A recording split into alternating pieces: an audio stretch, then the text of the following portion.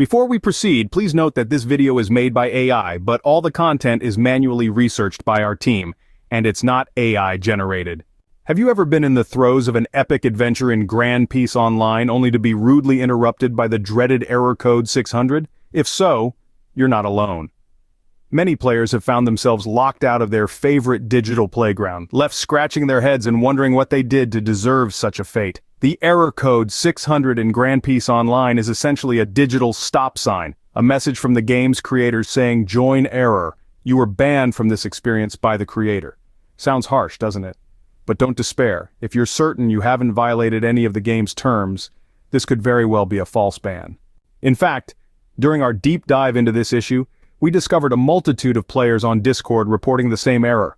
The developers have confirmed that a wave of false bans have indeed been issued recently, so there's a good chance that you too might have been caught up in this net of mistaken identity.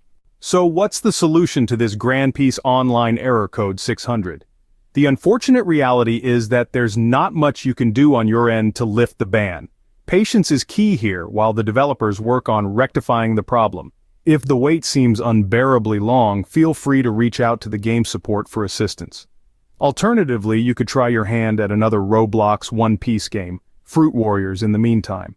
To recap, the Grand Peace Online error code 600 is an account ban that, more often than not, could be a false one. The developers are aware of the issue and are hard at work to resolve it. Meanwhile, all you can do is wait or explore other games. If you like this information, don't forget to subscribe. It will be a great support.